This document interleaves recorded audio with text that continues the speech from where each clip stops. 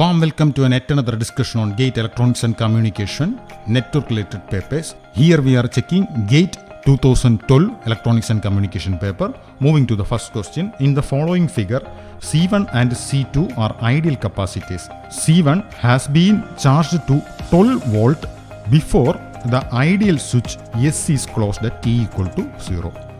Then the current I of t for all t is right. So both the capacitors are ideal capacitors, and similarly the switch is also an ideal one, right? We have to evaluate the current flowing through this circuit after the switch is closed, right? So we know after the switch is closed, under steady state conditions, C1 and C2 must have same voltages, right? Must have same voltages. Or in other terms, the potential difference across C1 and C2 must be 0 at steady state, right? So before attaining steady state, we have to actually plot the graph or obtain the current response, right? Initially C1 equal to 12 volt and C2 is 0, right? As C2 is 0. Here there is no resistance to, so R equal to 0. We know I equal to V by R. V rises in such a way that the potential difference turns out to be 0, right? So as resistance is 0, V is some finite value, so it turns out to be, the current turns out to be an infinite one at t equal to 0. It will suddenly rises to its maximum and finally degrades to it. So the answer turns out to be an impulse function, right? As I mentioned, when the potential difference or when the voltage across C2 is attained same as that of C1, then there will not be any current flow further, right? So as the switch is closed, suddenly the voltage across C2 is raised from 0 to the voltage across C1, such that the potential difference across C1 and C2 is 0, right? So as there is no resistance in this path, the current must attain its maximum at t equal to 0 and degrades, right? So this basically is an impulse function.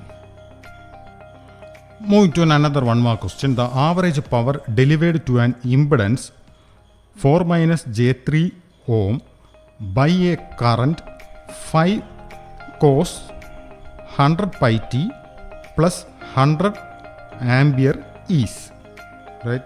So we have to find the average power delivered.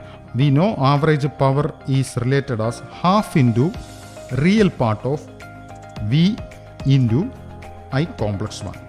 That is half into real part of, again I can mark V as I into Z into I star. Now I can take I outside from the bracket, so half into mod I square, right? I into I star or I into I complex. So I am taking it outside, that is half into I square into real part of Z. Real part of Z, right? That is half into mod I. I is given as 5 cos 100 pi t plus 100, right? That is I square is 5 into 5, 25 into real part of Z. Real part of Z is 4. So that turns out to be 100 by 2 is 50. 50 watt power is the answer, right? So option is B. Next, moving to another one more question. The unilateral Laplace transform of f of t is given as f of t equal to 1 by s square plus s plus 1. The unilateral Laplace transform of t f of t is, right? We know Laplace transform of t f of t is minus d by ds of f of s, right? Here the Laplace transform of f of t is given as 1 by s square plus s plus 1.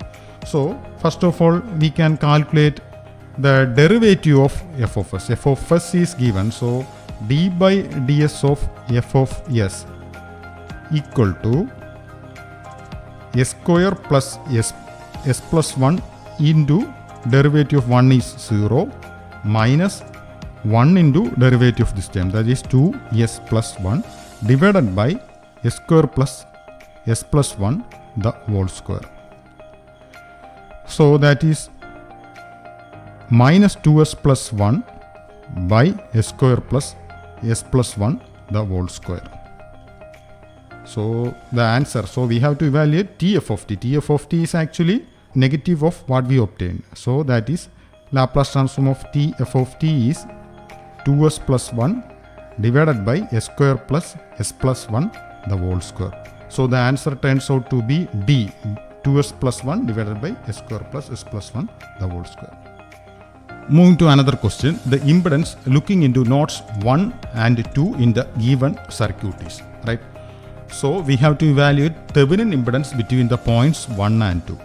In this circuit there is no independent source. So definitely Thevenin voltage is 0, but Thevenin impedance or Thevenin resistance is there. In this type of problems we have to apply a test 1 ampere current source here. Right, I am applying a test 1 ampere current source in such a way that we can obtain the Thevenin impedance as voltage across these terminals, that is V12 divided by this 1 ampere, right? That turns out to be V12 itself. So now we have to evaluate the voltage across this 100 ohm, that is V12. Here the variable turns to be IB. So first of all we have to evaluate IB. For that purpose I am applying Kirchhoff's current law at this node. So I am applying Kirchhoff's current law at this node IB, right? IB is entering this node IB plus. Next the current through 100 ohm is actually the voltage across this 100 ohm. Voltage across 100 ohm is same as the voltage across this 1 kilo ohm plus this 9 kilo ohm. That is voltage across 100 ohm equal to resistance 9k plus 1k, right? So 9 plus 1k resistance into current is actually IB, right? IB divided by 100. Again remember that IB is entering, so I am taken it in this direction. So the current through this 100 ohm is also entering this node. That's why I marked as 10k IB. 10k IB is actually the voltage across this 100 ohm divided by this 100, right? That gives the current. Now 1 ampere current is entering, again plus 1 and again 99 IB. That current is also entering. Now we can solve IB for IB. I am taking common IB. IB into 1 plus 10k by 100. That is 100 plus 99 equal to minus 1. So IB turns out to be minus 1 by 200. Right, amperes 2. So I mentioned earlier that voltage across 100 ohm, that is V12 is this time 9 plus 1k into IB. So now we have to calculate V12, which is also same as V Thevenin. The voltage across the 100 ohm is actually V12, that is 9 plus 1 10k into IB. But remember that current is moving in this direction and we are taking the voltage here, that is plus negative. The terminal turns out to be plus here and negative here, that is a negative is there. So voltage turns out to be 10k into IB is minus 1 by 200. So 10k by 200 is 50. 50 volt is the Thevenin voltage, right? Now the Thevenin impedance is 50 ohm itself. So the answer is A, 50 ohm. In the circuit shown below, the current through the inductor is, right? So we have to evaluate the current through this inductor. Actually this is a very simple problem if we approach it in a proper way. Look, this circuit is basically a Wheatstone bridge. It's a balanced Wheatstone bridge too, right? I am checking 1 by minus 1j, right? 1 by minus j1 equal to j1 by 1, right? So this is basically a balanced Wheatstone bridge. For balancing case, we know there must not be any current flow in this direction, right? I am marking that point also. This is AB. So there must not be any current flow in this direction AB, right? Now moving to the solution of this question, we have to evaluate the current through this inductor.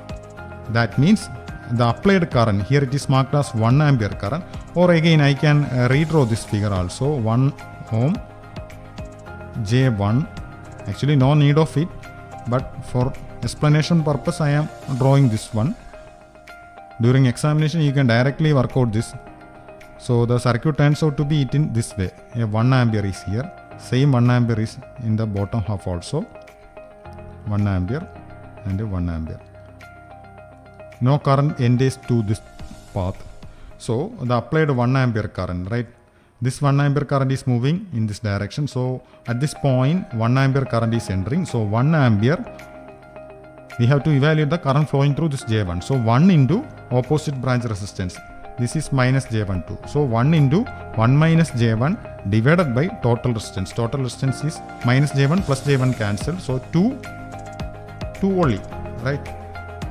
So the answer is 1 minus J1 by 2. But there is no direct option as such. Here the denominator terms consists of complex term and the numerator term consists of real term. So I am multiplying complex conjugate with it. That is 1 minus J into 1 plus J divided by 2 into 1 plus J. So now the answer is A square plus B square, right? That is 1 plus 1 divided by 2 into 1 plus J. So the answer is 1 by 1 plus J. So the answer is C. Moving to another 2-mark question. Assuming both the voltage sources are in phase, the value of R, which maximum power is transferred from circuit A to circuit B, right?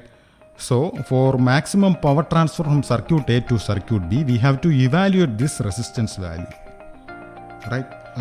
Replacing this part of the circuit or circuit B into its Thevenin equivalent, right?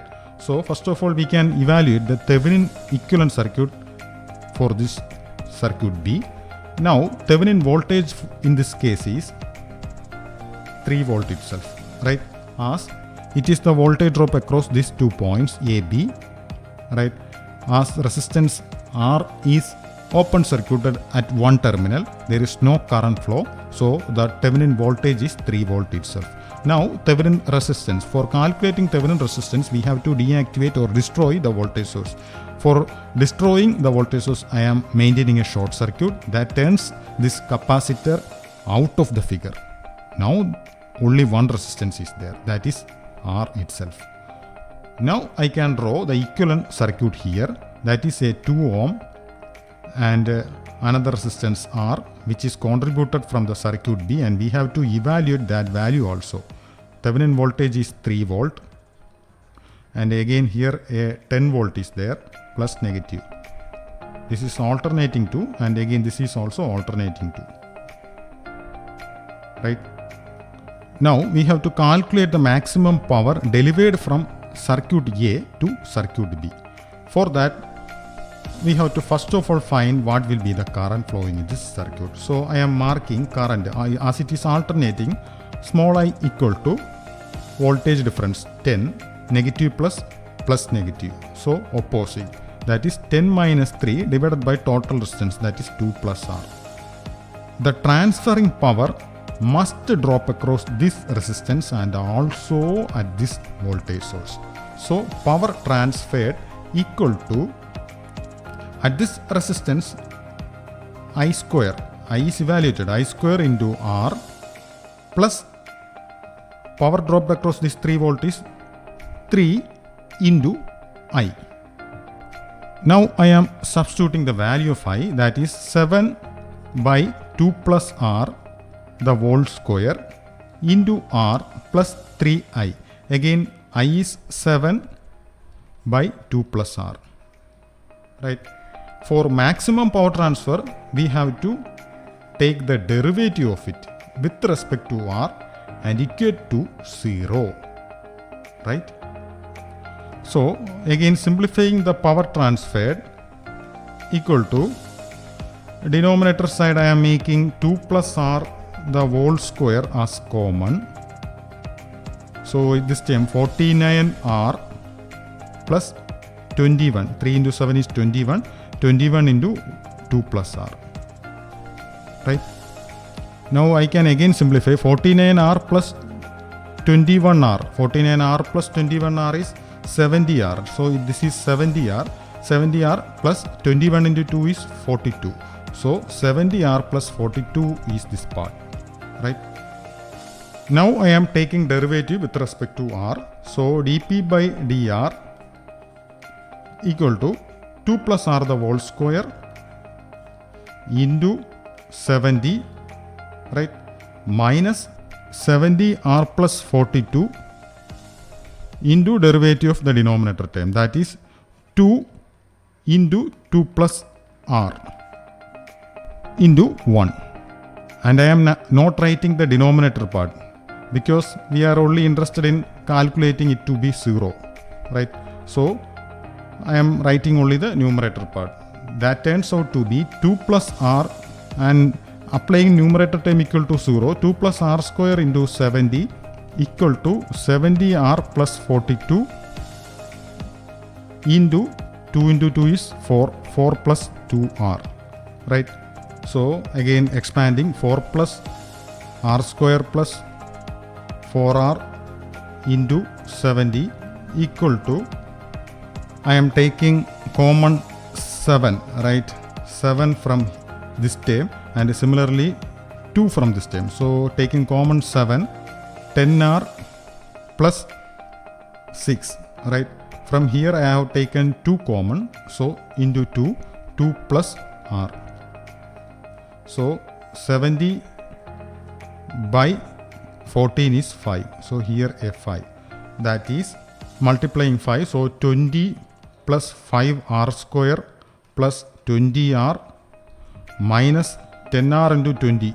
10r into 20 is minus 20r minus 10r square minus 12 minus 6r equal to 0.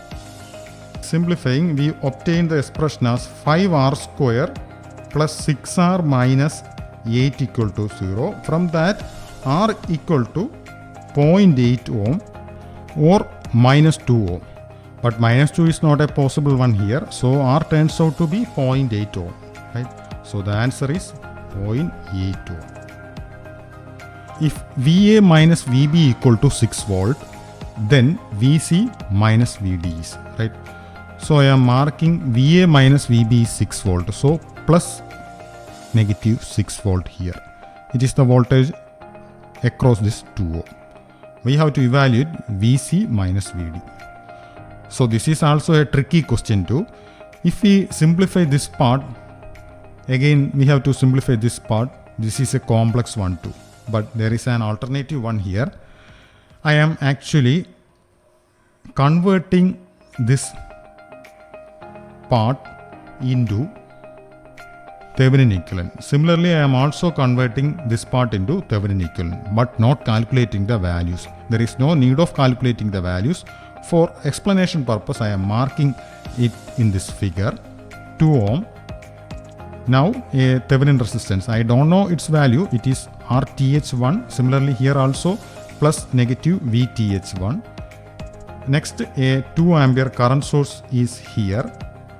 2 ampere current source in parallel with a 1 ohm resistance, right? Now again on this side another Thevenin resistance RTH2 with Thevenin voltage VTH2, right? Now in this figure I am converting this 2 ampere current source in parallel with the 1 ohm resistance into a voltage source in series with a resistance. That is, it is in this way. The resistance value is 1 ohm. Current direction is in this direction. So I am marking the voltage source in this way, and the value of the voltage source is 2 into 1, that is 2 volt. Right? Now in the question it is mentioned as the voltage drop across 2 ohm is 6 volt. Plus negative here a 6 volt drop is there. So current is flowing in this 2 ohm in this direction, and the value of current is 6 by 2. That is 3 ampere current is flowing here. Look, the circuit is a series connected one. That means the current flowing through this whole circuit is 3 ampere. Right? Now we have to evaluate voltage across CD. 3 ampere current is flowing in this direction. So the current direction is in this direction. Now voltage CD equal to minus 2, right? Minus 2 plus current flowing is 3, but it is opposite to the taken direction CD. So minus 3 into that resistance 1. So the answer is minus 2 minus 3, that is minus 5 volt. Minus 5 volt is the answer, right? So in this problem there is no need of drawing this type of circuit because we directly know we are converting this part of the circuit into a Thevenin resistance in series with a Thevenin voltage. So the current must be same and that current must enter at this point also, at this point D also. Similarly, same concept is in the left hand side too.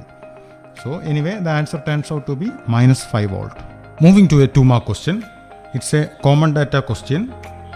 With 10 volt DC connected at port A in the linear non-reciprocal 2-port network shown below, the following were observed. 1 ohm connected at port B draws a current of 3 ampere. Similarly, 2.5 ohm connected at port B draws a current of 2 ampere. With the 10 volt DC connected at port A, the current drawn by 7 ohm connected at port B is. So actually a lot of data are given in this question too. So with the 10 volt DC connected at port A, that means V1 equal to 10 volt, right? Connected at port A in the linear non-reciprocal 2-port network, following were observed. 1 ohm connected at port B, that means the resistance connected at port 2, I am marking it as R2. R2 equal to 1 ohm draws a current of 3 ampere. That means I2 equal to 3 ampere, right? So we can actually evaluate V2, right? V2 equal to I2 into R2. R2 is the resistance here connected across port B. That means V2 equal to 3 volt, 3 into 1. So we obtained V2 equal to 3 volt. Similarly, another set of parameters are given. Again, I2 now, I2 equal to 2 ampere. Same way the connection, right? 2.5 ohm connected to port B draws a current of 2 ampere. That means I2 equal to 2 ampere. Now R2 equal to 2.5 ohm. That means V2 equal to I2, that is 2 into R2. R2 is 2.5. So that turns out to be 5 volt. V2 equal to 5 volt. So now obtained parameters are actually V1. V1 equal to 10 volt. V2. V2 equal to 3 volt for the first case. And similarly I2. Right.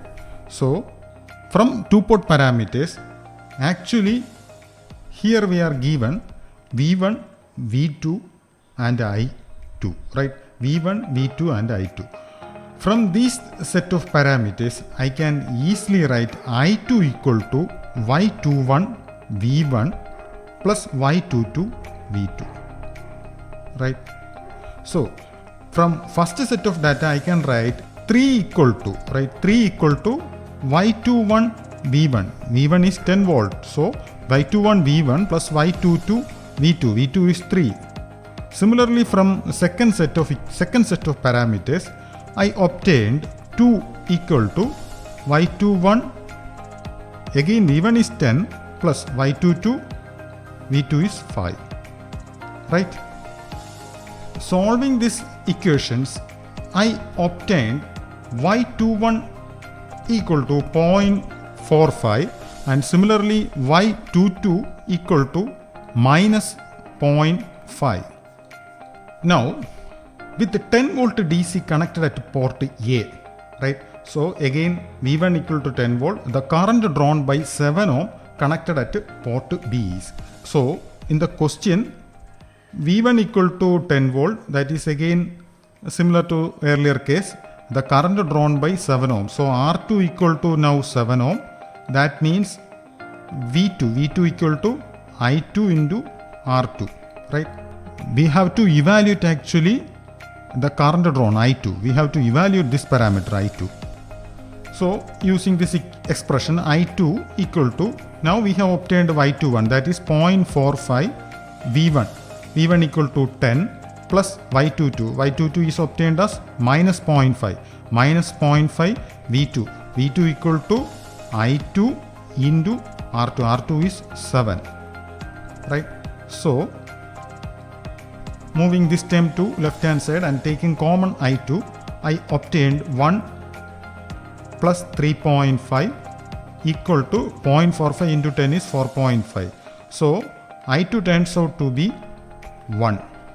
Right? I2 equal to 1 ampere. Now moving to the second part of this question. For the same network with a 6 volt DC connected at port A, 1 ohm connected at port B draws 7/3 ampere. If 8 volt DC is connected to port A, the open circuit voltage at port B is. So in the question, we have to evaluate the open circuit voltage at port B. So open circuit voltage at output port means, open circuiting means I2 equal to 0. So we have to evaluate V2 when I2 equal to 0. Right? We have to evaluate V2 when I2 equal to 0. So I2 equal to 0 implies the independent parameter must be I2. Right? Independent parameter must be I2. So for Z parameters, independent parameters I2. But for evaluating Z parameters, there is insufficient data. Right? But transmission parameters is enough to evaluate it also. We know a V1 equal to a V2 minus BI2. Similarly, I1 equal to CV2 minus DI2. Right?